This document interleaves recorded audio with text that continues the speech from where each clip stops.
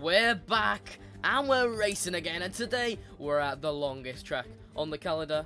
Today we're in Belgium. It's Spa-Francorchamps. So Spa then, a historic 19-corner circuit with a lap distance of 4.35 miles and over 100 meters of elevation change, where the long stretches of the lap are spent flat out. There is a top speed around here of 200 miles per hour, and make sure to watch out for the corners like Puan, where drivers really need to keep the rear of the car under control. You may see some action down into turn 1 as the drivers run for the lead.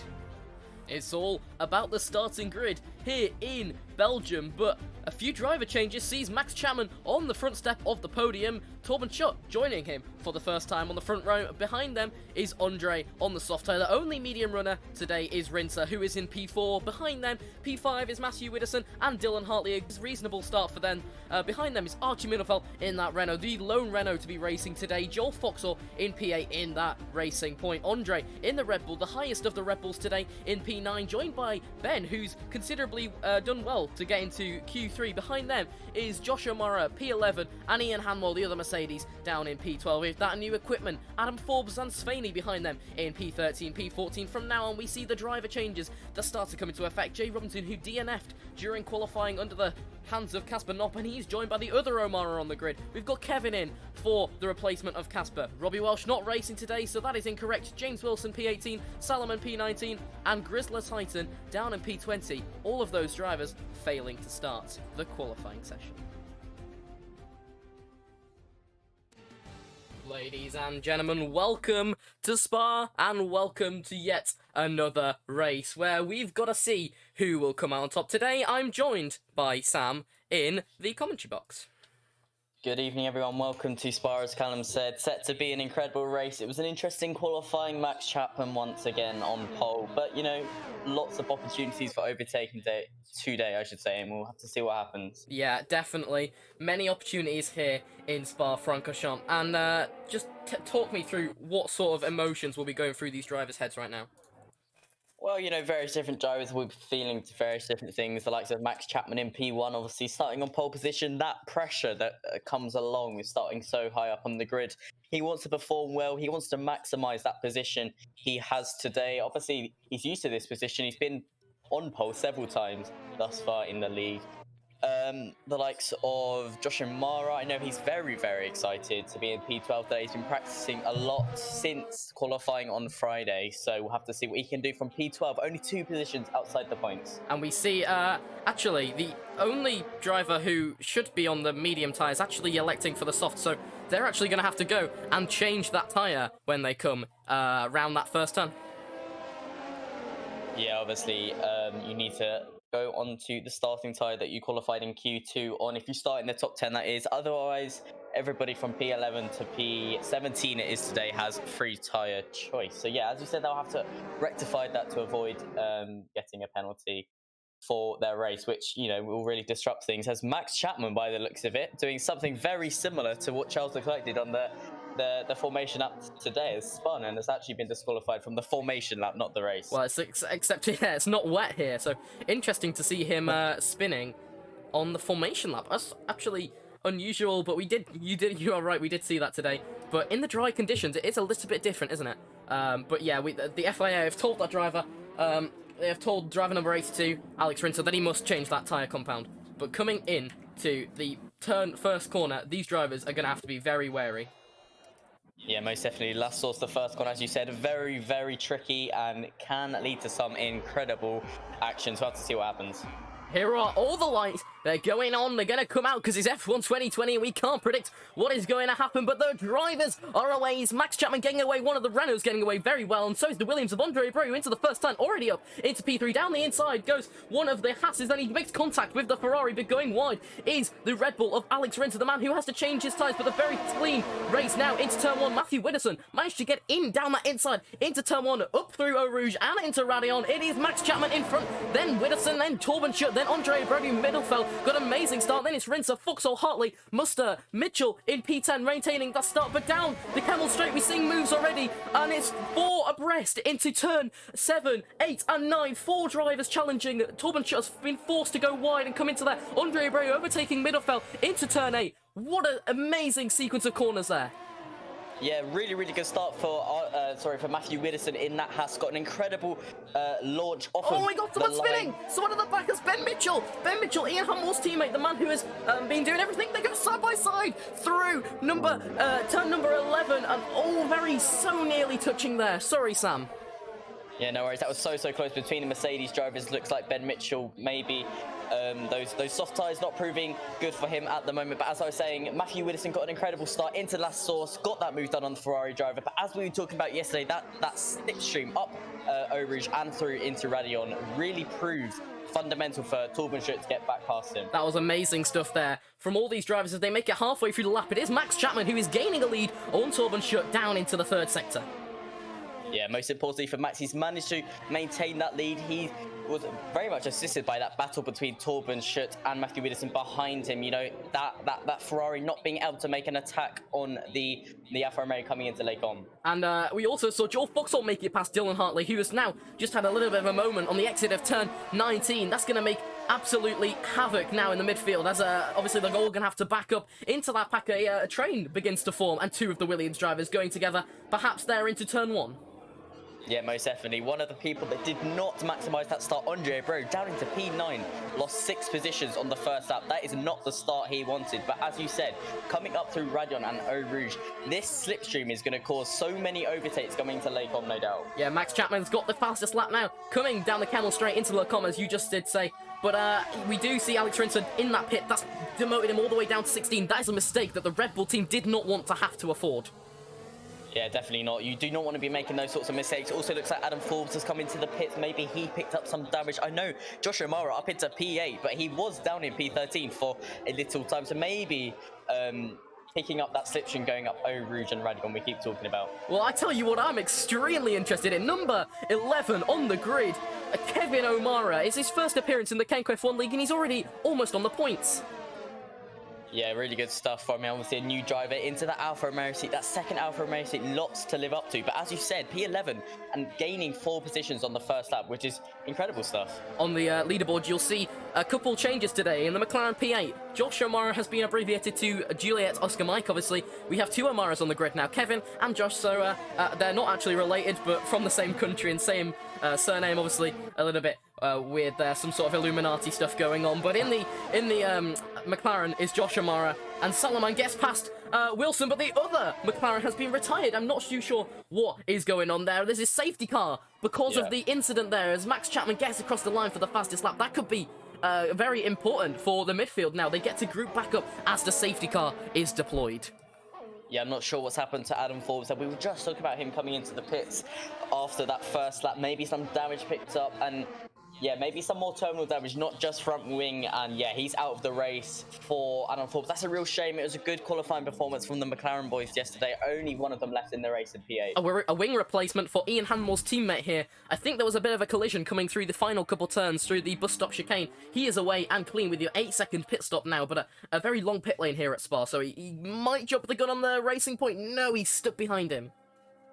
Yeah, most definitely, as you said, that pit lane can really cause havoc. You know, you don't want to be in there unnecessarily. You want the minimum amount of stops just because of how long it takes to go through it. But we are under safety car conditions that will be limited to a certain extent. So coming under the, pitting under the safety car is a good idea. Watching this race start replay, we see the overtake that Joel Foxhall made down the inside of Dylan Hartley down through turn 10 and 11. A very risky place to overtake there, but a lot of stuff happening on this first lap of the race, and almost the Mercedes colliding there as well through turn 11.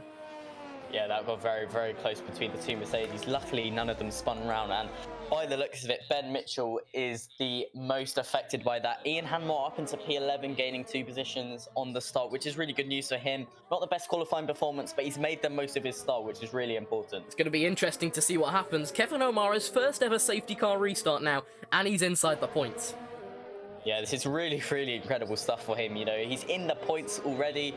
Yeah, so that's going to be boosting his confidence. As you said, it will be the first time he's ever had to take on this safety car restart procedure in the league. So we'll have to see how we can deal with it as Ian Hamill gets very, very close to the back of him, actually. It's going to be very difficult to see what's going to happen here, and very difficult for that car to drive.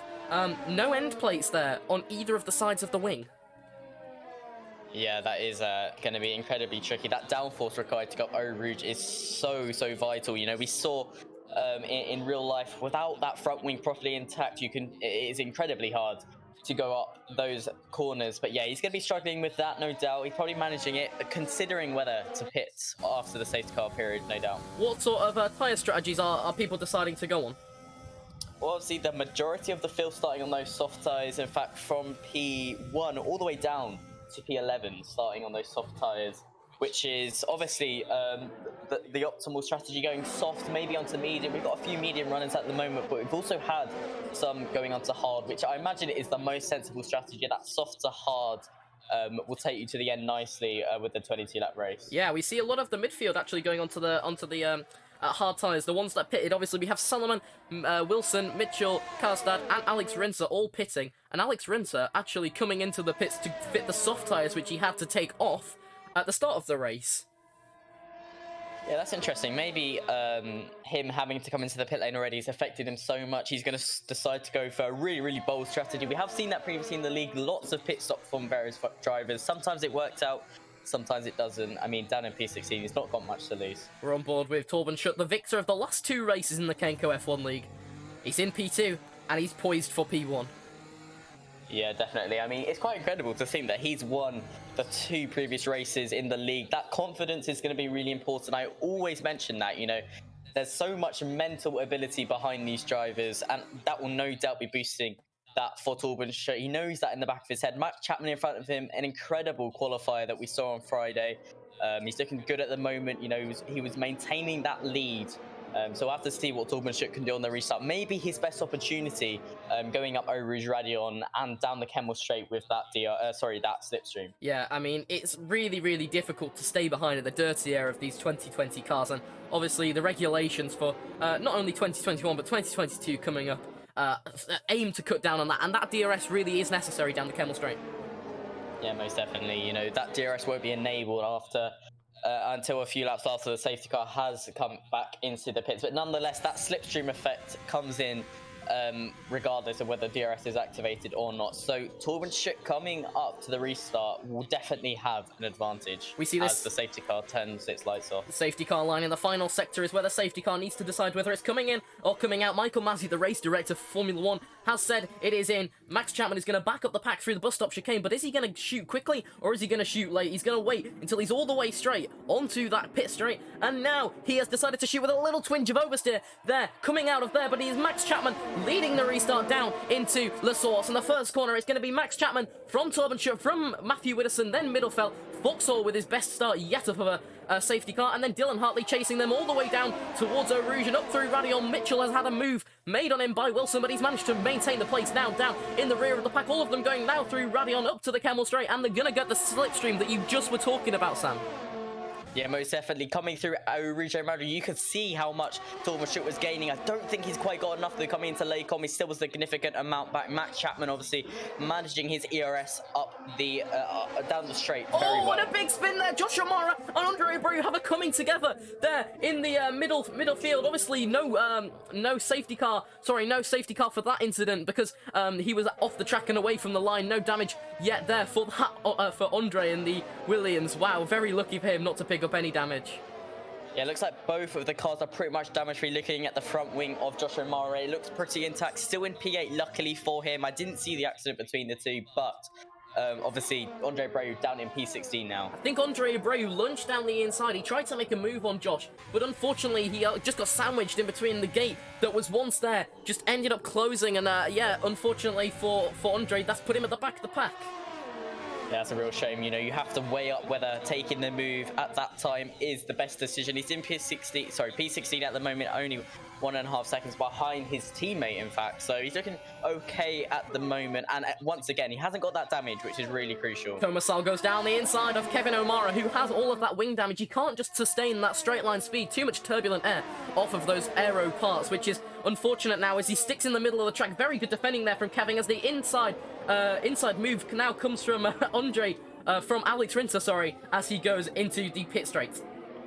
Yeah, as you said, putting his car right in the correct positions, coming into the bus stop chicane, but that damage on that front wing so apparent as Alex Rinser gets past him, coming into Les Source. He's going to have to replace that front wing very, very soon. The Mercedes, I mean, there's so many drivers behind him. That train really starting to build. Yeah, the rear portion of the track is just there. We're going to see Kevin O'Mara in front go through a rouge. We see him have to take it so lightly and lift off of that throttle as he goes through there just because of that wing damage that he sustained. Yeah, that is not what he wants to be doing at all. He wants to have the best run coming up over Rouge and Radion. It's so important to be going flat through there. Otherwise, you're going to be losing that straight line speed coming through the Kenmore straight. But it looks like behind him, potentially Ben and James Wilson are fighting, potentially helping Kevin slightly with this. But Ben looking very, very close as they come into turn 10. As Ben actually looks like he may be making the move already. But he's still a bit too far back. Yeah, Kevin O'Mara now dropping back 2 positions, but the other namesake up in P8, very good start for him. Quite isolated, no battles going on before or after him. Yeah, it looks like he's lost out on a bit of time after that incident with Andre Abreu in that Williams, but no doubt he'll make that up. He's got some good pace by the looks of it in PA, as you said, which is really good for him into those points positions, so important, and only 2 seconds behind the guys in front of him. I'm sure he can make that time up soon. Well, I tell you what, with only a 5-second gap between P1 and P6, what an amazing start from each one of the drivers in the top flight. We're going to go ahead and have a look at the incident which rendered Andre Abreu to the back of the grid. We see him now coming through Lecombs, and just in the background you'll see him there, and he goes down the inside, and yeah, Josh closes the gate into Lecombs. Yeah, I'm seeing that on the delayed stream there. That looks like there was potential for a move. I don't know though, Josh was quite far ahead.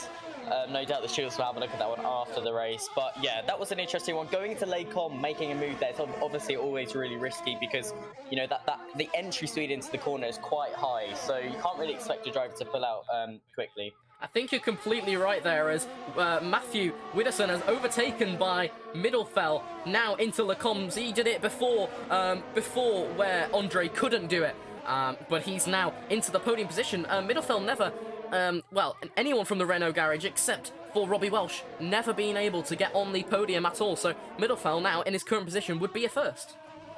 Yeah, definitely. Looks like that the effect of the DRS coming into effect now, obviously coming through the Kenmore straight. He had that DRS on the Haas driver and he got that nicely done. But Matthew Widdowson down in P4 now. Looks like he's struggling. Coming through turn 10, there was a slight lockup, and Joel Foxall now in that racing point looking very close and looking to make that move done in the next few laps. Joel Foxall so close to the P1 position in the past. His furthest and his highest ever score was P2 with the 18 points you get from that. Joel Foxall really missing out on that P1 position. He really will be fighting for it today. Yeah, definitely. You know, Joel is a great talent. He's got lots of potential in that racing point. We've seen him have some incredible performances in the past. He's just got to, I don't know, to be honest. I don't know what advice I would give to Joel. I think he's a really good driver. I think he's just got to be in the right place at the right time, potentially not always having the best of luck compared to his competitors. But he's in P5 at the moment, looking good behind Matthew Widdowson. You know, as I said, he's gaining those positions. And yeah, he's looking good. The battle here for 10th position, the final points position between Ian Hanmore and the Red Bull of Alex Rinser. Both of them drivers now starting to feel the effects, and Ben Mitchell has spun down the pit straight. Oh no, Ben! Yeah, I saw that. I was looking on board of Ian's car and I saw Ben spin in the distance. That is such a shame. He's got severe damage on his front wing and that will have to be replaced. He's got to go around the whole lap before he can replace that front wing coming through the source. You can see the effect that damage is having on his car, but that battle between Ian Hanmore and Alex Rinser going to be very closely watched here, as Ian Hanmore does pick up the DRS and we can expect a move coming into Laycom, no doubt. Lots of people watching this on Ian's live stream, but Alex Rinser braking very late, potentially going a bit wide into Laycom. Ian not being able to make that move done there. Yeah, no move there from Ian, but we'll see what possibly happens in the future as Ian now tries to get within 1 second. He wants the DRS now coming on the pit straight. Yeah, he wants that DRS, as you said. That is the best tool for him to get past the Red Bull in front of him. Obviously into the points position, so it's a really crucial overtake. Going through turn 12, Puon, not as committed as other drivers, still lifting slightly, maybe potentially because of the higher fuel loads we're seeing that, but he's under a second in front, behind the Red Bull driver, or was until he went a bit wide there. Yeah, I mean, someone that's gone quite under the radar right now is in P7. Quite a decent drive here from Andre Muster, now in the P7 position, 1 second behind the car in front. He's probably going to be chasing down that pack. Yeah, as you said, it was a pretty good... Oh, he's coming into the pits. It looks like he wasn't going to commit to that, but he's followed his rival, Dylan Hartley, into the pit. It didn't look like he wanted to do that, as Josh Amara behind him also follows into the pit. The pit window is open for the one-stop strategy, so we can expect them to go onto the hards. We see now a swift pit stop onto the hards for the Red Bull garage. Very quick pit stop there for them, and the other Red Bull comes in, so it's a double stack there for the Red Bull garage. We know they're very notorious for their quick pit stops, but how will that fare with a double stack? Well, on the game, not the best if they're very close to each other, but it looks like it got pulled off all right. I mean, to my shock, a lot of drivers have gone onto these medium tyres. Nados, that we were riding on board with into the pit lane, is onto those hard tyres, committing to that one-stop strategy, but the likes of Dylan Hartley, Matthew Widdowson going on to those medium tyres, which is really interesting. It's a double stack for the Mercedes boys, but they're not ready either. I don't know if Ben had to serve a penalty there, but the the wheel gun crew were just 3 seconds there waiting for nothing. That's going to really damage his time. Yeah, he must have been taking a time penalty there, which is a shame for him. He's gone on to the hard tyres, so, you know, he'd already made that mandatory compound change. But down into P16, he's going to be all by himself, unfortunately, for him. But maybe able to make up a few positions if there's a few mistakes up front. Torben Schutt with the undercut, now onto the medium-marked tyres. He is pitting 1 or 2 laps earlier than the top 3 runners, Joel Foxhall, Middlefeld and Chapman now. The running order from 3rd to 1st in ascending order. And how detrimental is that going to be? Can they... well, I mean, really, at this point, with the undercut, the top 3 drivers have got to stretch out on the tyres. If they pit this lap, there's no point in them coming in.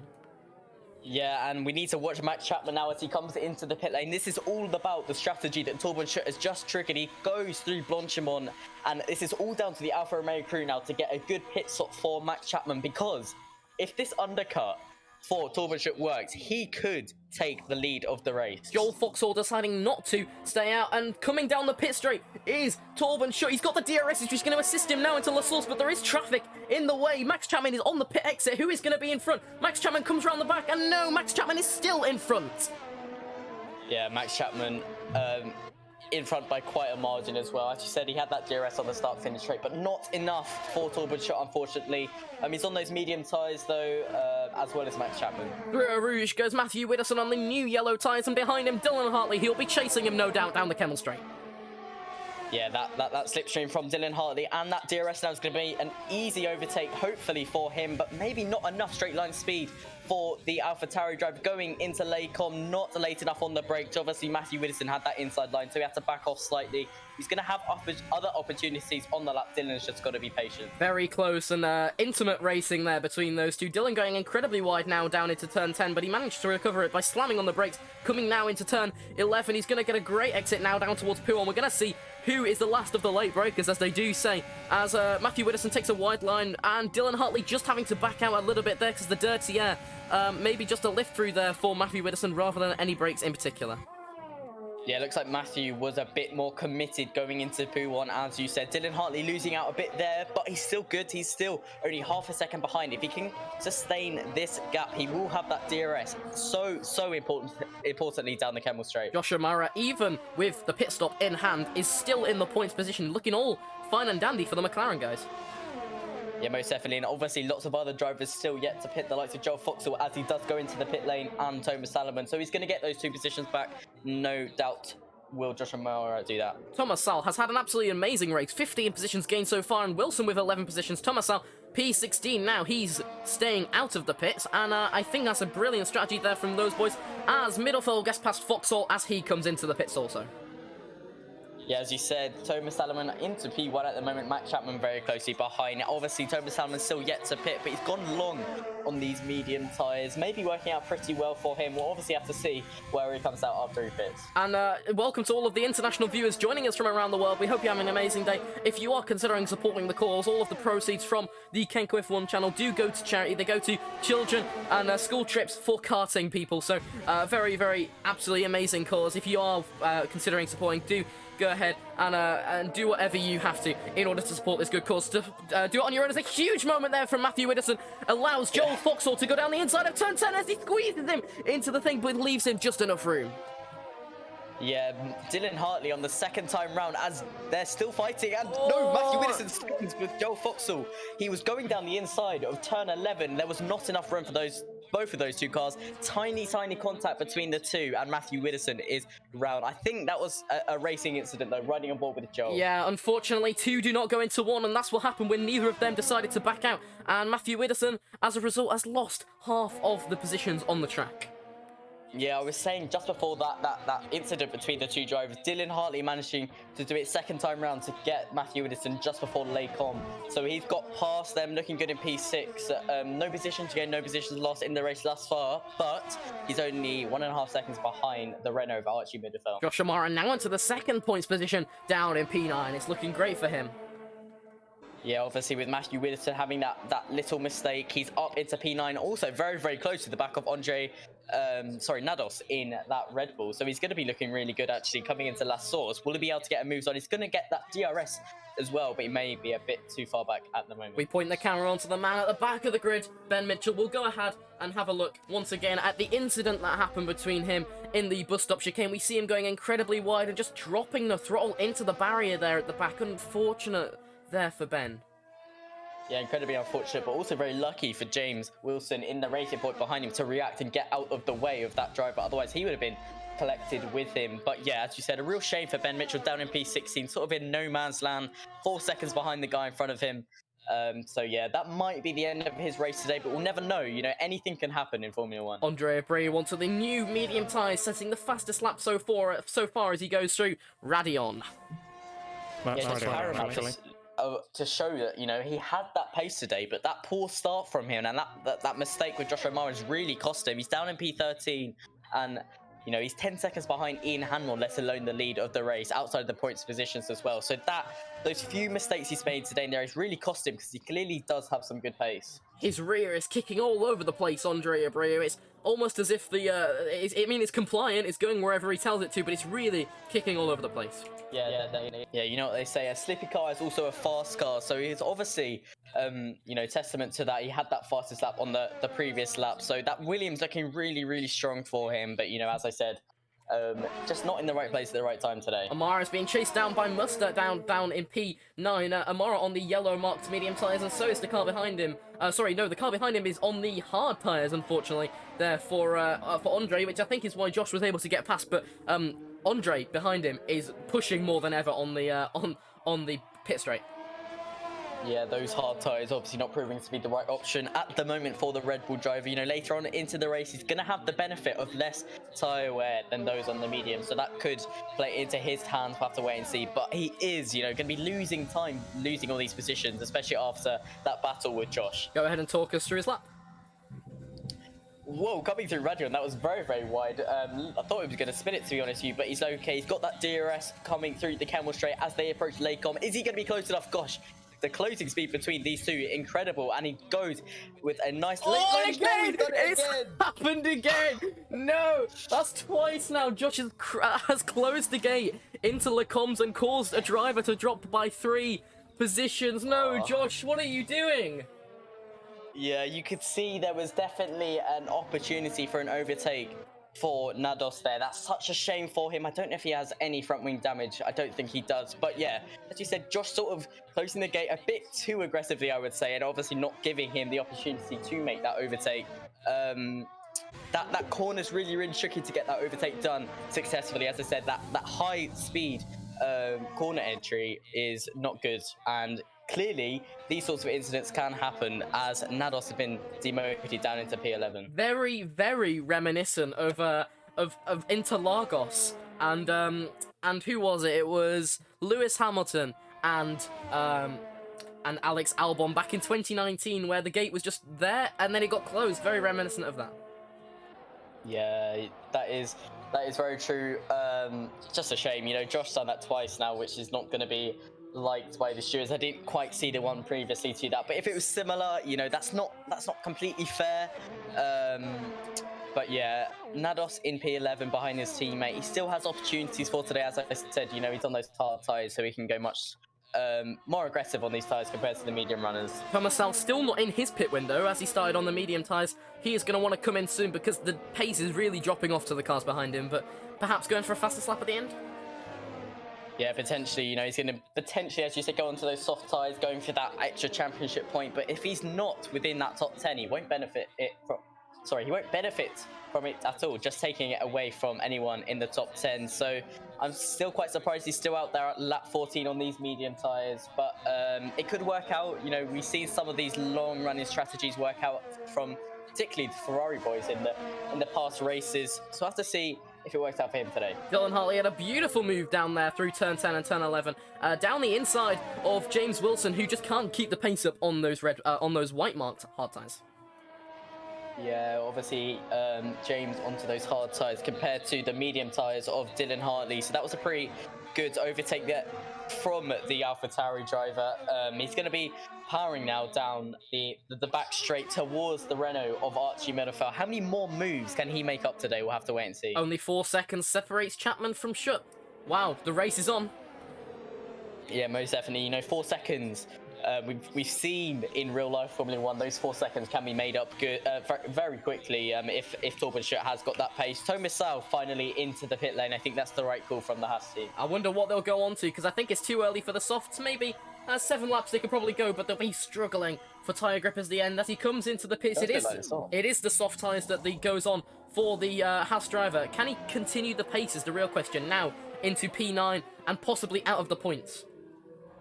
Yeah, I mean, if he knows he's going to be at the points, maybe he's resigned to that fact. He may be going to go for a few runs as the Williams driver, Svaney, looks like he spun coming through turn 15. He was in the very low standings anyway, but that's a shame for him. He might have some damage as well. Vauxhall makes it past his teammate, and now we're going to go on board with P8, Matthew Widdowson. Can he make a move around the outside of Josh Amara into Lecombs? We'll see if he'll be the third victim. Josh Amara taking the very tight line there through there, unfortunately, meaning he's lost a little bit of space. The twinge from the rear tyres, they're taking the grass across there, and so much oversteer there from that McLaren. And coming through turn 10, he's still a bit too far back. But Josh doing better defending coming into Lacombe there, committing to that inside line rather than sort of being on the middle of the track. That's how you do it. You know, you're telling the driver behind you that you cannot go there. You have to be fully committed when defending in a Formula 1 car. So that was much better there from Josh O'Mara. But Matthew Wilson behind him, obviously going to have that DRS as well as the slipstream. It's going to be tricky for Josh to keep this Haas behind him. We'll see what goes on when we get to that area of the track, but now we're watching the replay of Andre, who goes down the inside. He is more than car length in front. Alongside, should I say. Yeah, and Josh forcing him wide onto the side. Oh, Josh. Unlucky, man. I will watch it once again after we've seen that, after we've seen the possible overtake that may happen now down the Camel Straight, but both the Haas boys chasing the McLaren. I don't know, you could possibly put it down to a racing incident, but when it happens multiple times, is that the case, Sam? Yeah, you know, you sort of have to look at it like that. You know, it's happened multiple times. As you said, we'll have to look at this one though between the Haas and the McLaren. I feel like the move will be made much earlier if Matthew Widdowson gets a good exit out of La Source, as he does. You know, he's going to get that slipstream and that DRS very early. So I feel like this move will be done before Lacombe. We'll have to wait and see as they come through Eau Rouge and Radion. Josh taking a much tighter line going through Eau Rouge and almost going over the curves a bit too much. But Matthew Widdowson with that DRS and that slipstream very much behind the McLaren. Josh is committing to that inside line, much better racing, and I hope he gets through cleanly. There was a little bit of contact, I did hear that in my ears as Josh also through turn 9 tried to get back on the Haas driver, but that move was much better. And am I seeing some rain on my screen? Ladies and gentlemen, there is rain. Now, what is going to happen? Last time there was rain, Torben Schutt took the lead and won back in Austria. Max Chapman was tapped by Grizzler Titan, the man who isn't actually able to participate today. Rain is forecast for the Belgian Grand Prix. Oh no. What does that mean for Chapman? Yeah, this could really prove really not good for Chapman. It's all about coming in at the right time for these slick tires. It's coming down quite heavily as well, and all across the track, which is the most important thing. If there's only small areas of the track with rain, then going off those intermediate tires could be really tricky. But as Max Chapman starts a brand new lap, is the rain going to come down enough by the time he gets round again that people behind him are already on those slick tires? He could really, really lose out here. We're on board with Max Chapman now. Seeing if anyone pits with the leaderboard. No, there is nobody pitting so far. You see Max Chapman, there is just spitting now, no standing water on the track. Very reminiscent of Turkey here, where it becomes very, very greasy on the track. But down the Kemmel Straight, Max Chapman still using his overtake to try and maintain the lead. Almost 3 seconds now from Torben Schutt he is. Yeah, it's really important to maintain that gap as... Oh, no, I think Ian's had a mistake. He may have made a mistake going into the bus stop chicane. He's coming into the pits. I don't know if he's trying to make a move on Andre Abreu. I didn't quite see it in time. This could be very useful for Ian and for all the rest of the teams when they see the data of the times. He comes onto the intermediate tyres now. Intermediate tyres for the Mercedes driver. This could be amazing or horrible. Yeah, he's acting as the guinea pig for all these drivers now. I mean, is it going to work out for him? That is the question. Has he gone onto the intermediates a bit too early? He was sort of forced to go onto them by the looks of it. He made a mistake. But is it going to work out for him? We'll have to wait and see. We'll have to watch. Keep an eye on this. Yeah, well, we're on board, so why don't you go talk us through it? Coming through Eau Rouge and Radion. He's looking okay. Maybe. Oh, no! Ian, how has he not lost his wheel there? Ian, straight into the barrier at Radion. He's pinned the throttle. Oh, no. I mean, he's going to have to come straight back into the pits. Yeah, he maybe committed a bit too much going up Eau Rouge and Radion. The tires were having none of it. The rain is really coming down now, though, and he's lost that front wing. And yeah, as he said, he's going to have to come into the pits again. That is a nightmare. It looks like the strategy of coming onto the intermediate tires on lap 17 would have worked out for him as well.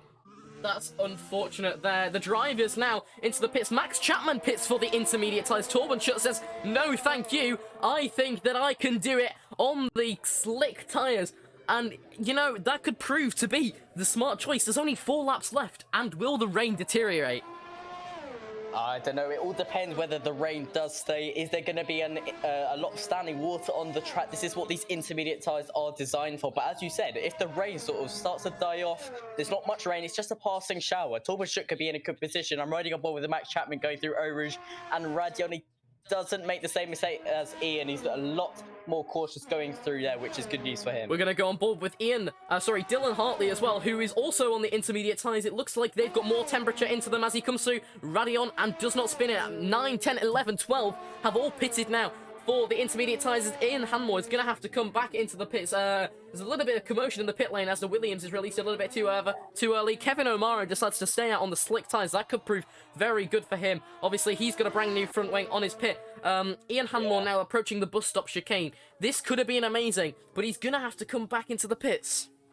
Yeah, such a shame for Ian, but the key notifier of now that it's the right time to be on those wet tyres is that DRS has been enabled. The FI have decided that DRS has been enabled, and watching Dylan Hartley's on board, he's getting past these slick tyre runners so easily. He's caught up to the back of James Wilson already, getting past him very nicely through pole, and Josh O'Mara is next. I think it's going to be very easy for him to do coming into turn 13. The real question is, can Chapman gain 20 seconds that he lost on the pit stop to Torben Schutt in just 3.5 laps time? Obviously, Spa is one of the longest tracks around here, so if it was a track that he could get it done, it is this one. Hartley, if the strategy pays out for him, is in for P2. Yeah, he could be... Oh, no, he was so close to hitting that barrier there coming through turn 16, but he saved it. He could be one of the biggest beneficiaries of this transition into rain. Very tricky conditions. Torben Schutt is in the pits. Torben Schutt has put onto the intermediate tyres. He recognises that is what it is, and he's decided, I'm going to go in, and Max Chapman regains the lead. Yeah, that was so easy for Max. He obviously being on those intermediate tyres, the optimum tyre for that extra lap proved to be so important for him. And yeah, he's got a huge gap ahead of Torben Schutt now. Dylan Hartley now into P3. Can he chase down Torben Schutt on the warmer, more worn-in tyres? I think he's just a little bit too far, Torben Schutt. Yeah, as you said, he's got that extra lap on these intermediate tyres, so they're going to be up to temperature much quicker. Charlie, obviously, not yet to do a wet lap in the Belgian Grand Prix, so he's got to get used to that as well. Dylan Hartley, as you said, 5 seconds behind. No DRS for him with the wet conditions, so it's going to be a challenge. Joshua Morris had to serve a penalty in the pits, and he's out of the points. Yeah, Joshua Murray got a 5-second penalty by the looks for multiple corner cuts, so that's a shame for him. Yeah, as you said, out of the points at the moment, with everybody now in the top 10 on those intermediate tyres. I wonder if the FIA will do anything about those incidents. We did mention if he does end up outside of the points, it'll be well, sort of a little bit iffy if he does get that and he's outside the points. There may be a little bit of a discussion, but Middelfeld, who decided to go short on the strategy and undercut people into P4. Svaney has retired. Will that trigger a safety car with 3 laps to go? I'm not sure. Yes, there's a safety car with 3 laps to go. That is going to be a 1-lap safety car. Yeah, it's going to be very close now to the end of the race. Obviously, as you said, 3 laps to go. I mean, Spa is a very long track, but the safety car's got to get in front of all these guys. He's got to back the pack up. Yeah, as you said, there's going to be very few laps of racing at the end of this race. I'm not sure what happened to Spain. He must have lost out under these wet conditions. Everybody onto the intermediate tyres now. So that is not the reason why he's out. He was on the correct tyre compound. Max Chapman obviously still in P1, but Nados actually under the safety car, receiving a 5-second penalty. So if Josh, under the restart, is able to stay within 5 seconds, he will be back into the pits. Right. So that's really good news for the McLaren driver. The safety car's come out and the driver hasn't been able to be picked up. So we're going to go ahead and get a team radio from the Haas garage. A team radio from the Haas garage. Okay, boys, safety car deployed. Watch the Delta, it's still slippy out there, so just be careful. Don't bin it. Well, words of wisdom there from the race engineer at Haas. Don't bin it, as we've so eloquently put, as 2 of the drivers have binned it, and even Ian, one of the most experienced drivers on the grid, now at the back. Mercedes at the back of the grid today.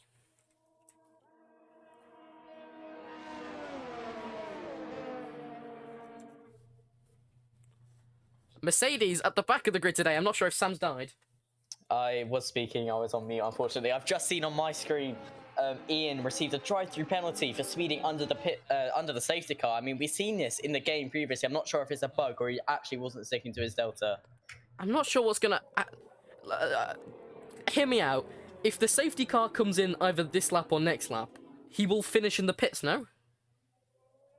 Because he won't be able to serve his drive-through. Yeah, that's correct. You can't serve them under the safety car. Yeah, that's going to be actually really tricky for the Mercedes guys to work out what's the best course of action for them is. If there's only 1 true lap of racing left in the race, you are completely correct. He'll have to do it on the final lap. That's unfortunate, and even then, he'll pass the finish line before he completes the drive-through. So I'm not sure if that is a disqualification for Hanmore. I'm not sure, but Middelfeld has managed to get past Foxhall. I'm not sure what's gone on there, whether there was a position to be lost or gained. Oh, and it's a collision under the safety car. Archie Middelfeld and Joel Foxhall have it coming together, and Joel Foxhall resets the track, which is against league rules. I didn't see that incident, but Joel into P4. I mean, if he had had that incident, he definitely would have been back into P4. So as you said, that is a breach of the league rules. He should have been resetting to track there, because, you know, if you make a mistake under the safety car and you lose positions, you cannot re-overtake. That is against the rules. So we'll have to... I'm sure the stewards will have a look at that one. Yeah, we'll see if it was necessary or whether it was just a glitch from the game there. I'm not sure. The stewards will go have a look at that, but Foxhall and Middelfeld both losing out and will be getting time penalties for that as Chapman backs the pack up. Yeah, looks like the safety car is coming in this lap. It's going to be a fight to the end now. 2 racing laps left. Dylan Hartley in P3. He's on that podium position. Can he sustain that? I don't know what's going to go on. Go ahead and talk us through it, Sam. Max Chapman, obviously, with that restart once again. 2nd safety car period in this race. Under the wet conditions, so much tricky. Gets that good start. Gets the jump on Torbenship by the looks of it. I'm not sure if anything's happened behind them, but into the first corner, Max Chapman still in P1. P2, Torbenship. P3, Dylan Hartley. Joel still into P4 as well, as Alex Rinser makes a move coming into La Source on Archie Middlefeld. I'm not sure if that Renault has had a few internet issues, but Andre Abreu back up into P7, go through Eau Rouge and Radisson. I thought there may have been a move there, but he's a bit too far back. He's going to get that slipstream coming down the Camel Straight nonetheless. Is he going to be able to get a move done into Lakon? We'll have to wait and see. He's side by side with the Red Bull driver. He's not going to get that slipstream effect now. There's not enough difference in speed, I don't think. Is he going to make a late lunge into Lakon? Well, I don't know. He's going to get the switch back, though. It's Alex Rinser goes a bit deep by the looks of it. Andre Abreu, has he got the move done? I think he may have done, as Alex back in front of the Williams again. That was a good little battle there. Round the outside, very nice stuff there from Alex to maintain that position. Now in the battle for P4 is Joel Foxhall and Matthew Widdowson. We saw them come together at that point in the track previously, but they've managed to get through. Dylan Hartley's in P3, Torben Schutt's in P2. Chapman has gone incredibly wide through P1, and Torben Schutt had a massive chance to go down the inside, but I think that Chapman managed to just catch the moment. Josh O'Mara maintains his position in the points, but it's just 3:10 separating P1 from P3. Torben Schutt's gone wide. That allows Dylan Hartley to get within a tenth of the driver in front, but he's really missing out on the DRS, Torben. Yeah, coming in to the bus stop chicane, he's going to get that slipstream all the way through the back straight, as it is called, even though there's curves on it. Blanchimoni comes through now.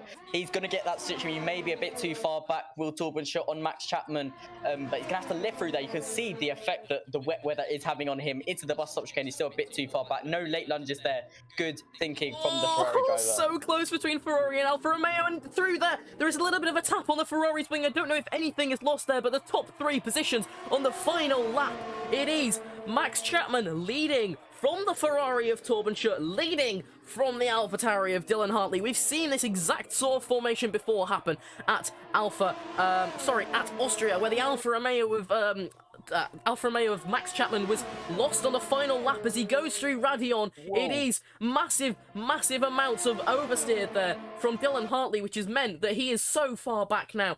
But Torben Schutt down into Lecombe. He's got to make the move now or before. Very good defending there from Max Chapman down into turn 7, turn 8 and turn 9. Torben Schutt has got to really pressurise him now. This is where Max Chapman's defending skill comes into play. Yeah, most definitely. He's fighting for that third win in a row. Is Torben Schutt coming into turn 10? Maybe go a bit too deep. Max Chapman got a much better line through there. Turn 11, it's all about that traction, not using the curbs too much. You don't want to spin the rear tyres, as Torben Schutt demonstrates that absolutely perfectly. Max Chapman, as you said on the previous lap, made that mistake going through Pool 1. He looks much better coming through there, but even though Torben Schutt gaining a lot of time coming through there, but still maybe a bit too far back to make a late lunge coming into turn 13. One of the Mercedes is out now on the final lap. That's absolutely just devastating for them. They wouldn't have scored any points anyway, but Ian Hanmore now the final man on the track. But Torben Schutt is just chasing past Max Chapman. We see the limited speed that's going on. We'll go on board with Torben Schutt in the final sector of this track. He's got to make a lunge into the bus stop chicane, but no, he hasn't. He has full ERS, but he just can't use it. Coming through turn 16, he went a bit deep. He's gaining so much on Max Chapman. Coming through Blanchimon, is he going to make that move? I'm not sure. He gets past Max Chapman. Is that for the lead of the race? Is that for the win for Torben Schutt? I'm not sure. Coming to the bus stop, he's still ahead of Max Chapman. The final lap the final corner of the race. Has he done it? I think Torben Schutt on the final lap has won the race, and he does. He wins. Incredible stuff there for the Ferrari driver to make it the trifecta, but at the rear, in the middle of the midfield, Joel Foxhall demoted to P4. Alex Rinser all the way down to P8 for Joel Foxhall. That means Josh O'Mara has scored his second ever points now, and Wilson gets into the points. Kevin O'Mara on his first ever appearance, just 2 places outside of the points positions, but Torben Schutt, 3 in a row. That is incredible. Torben Schutt, leaving it right to the last second, but nonetheless, he got it done incredibly through Blanchimon. Incredible stuff. Side by side into the bus stop chicane. Max Chapman losing out slightly. He's going to be so annoyed with that. Only 2 tenths behind him in the end. Wow, I think it just came down to all of the resources that Torben Schutt just harvested whilst he was behind him in the slipstream, and towards the end, it just came in so useful.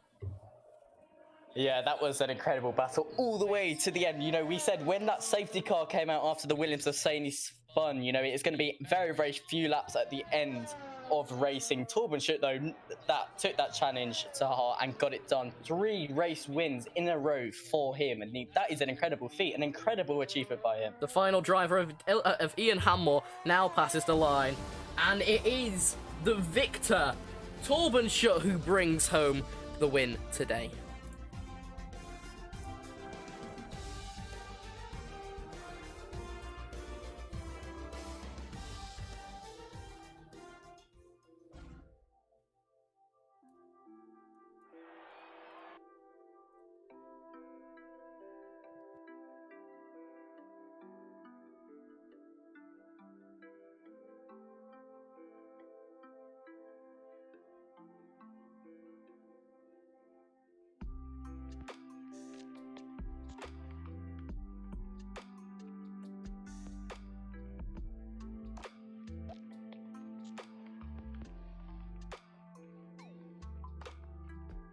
Ladies and gentlemen, we're joined by your race winner, Torben Schutt. What an appearance. It was right down to the final corner. Yeah, I mean, I think I'm still shaking right now. It was just incredible. I just saw that Maxi had his red light.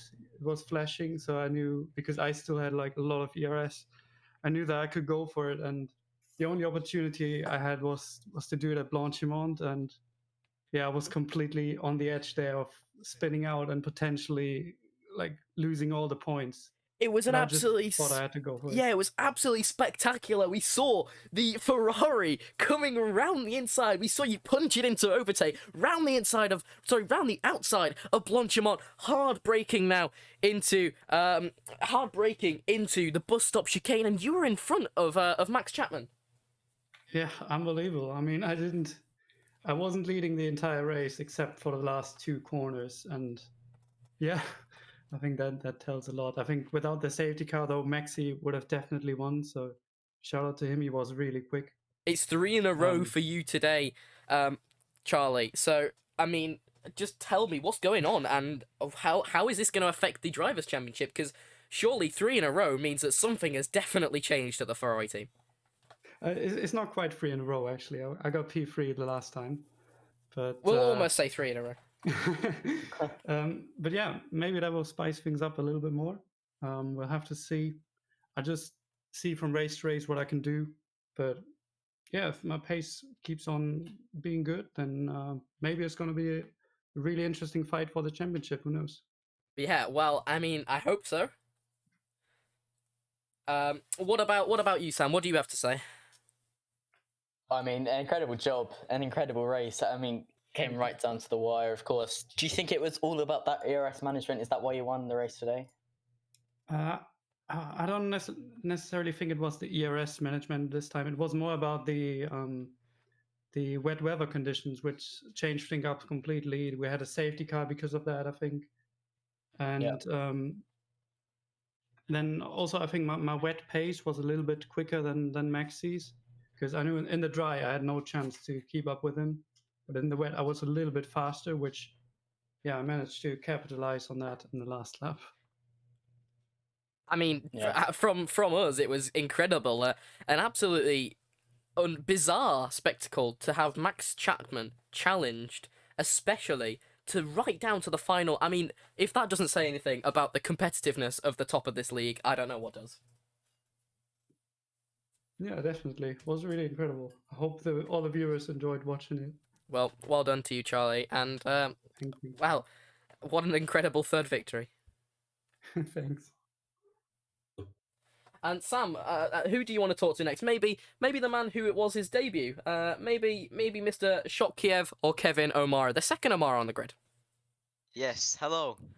How did you think? How did you think your first race went? P12, not bad. To be honest, I was expecting to completely crash into a wall. So I will take it. I was pretty confident. I've been practicing all day on the track, and here we are, P12. I will take it. Definitely happy with that result. Well, yeah, I mean, it's incredible to see stuff like this where drivers can come first time into the league and be challenging for the points. I mean, we've seen others struggle for it, but how did your mentality today help you? I don't know. I just kind of I kept the same pace. I was confident in like the turns I was taking. I just needed to stay off the certain curves that I didn't want to go onto. There was places where I was spinning out a lot in practice that I was taking extra cautious basically in the actual race, and I mean it turned out well. And I nearly spun a couple times, but when it started raining, I wasn't expecting that. But I went into the pits and got a change of tires and went back out, and we ended up in P12. So I'm happy with it. I guess there's not much else I can say about it. I mean, I was expecting to come last and not finish at all. Well, So it was incredible in the end. Has you got anything to say to all of the fans that have just joined us in the Kenco F1 screen? thank you for watching my first race and everyone else's, I guess. But yeah, I'm really happy.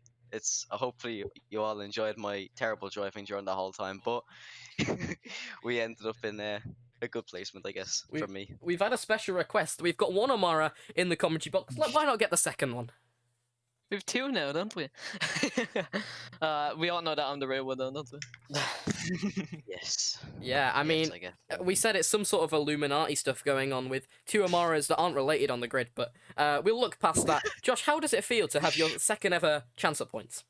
It was great. Like, I mean, I love this track anyway. I've been practicing non-stop the whole week, and yeah, I mean, it's just great to get back in the points. The rain, I don't know if it helped us or not, because I felt like we were gonna stick out in the mediums, but I just felt like no. I mean, we're losing grip. I had like 55% tire wear, so I was like, nah, I have to go on inters at like lap 16. So yeah.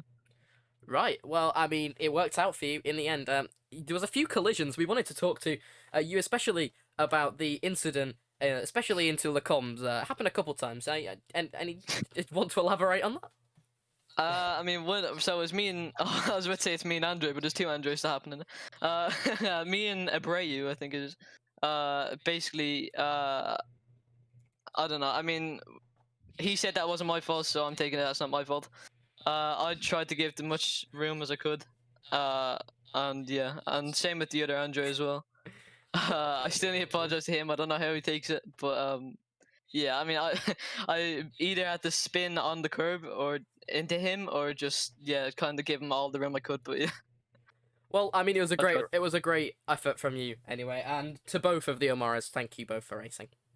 Yeah, no worries. Yeah. Good to have another was great Omar in fun. here. And it's great to be accepted into this. So I appreciate everyone accepting me into this race, and hopefully more great times to come. And everyone thought there'd be 1 Omar, but there's actually 2. So surprise.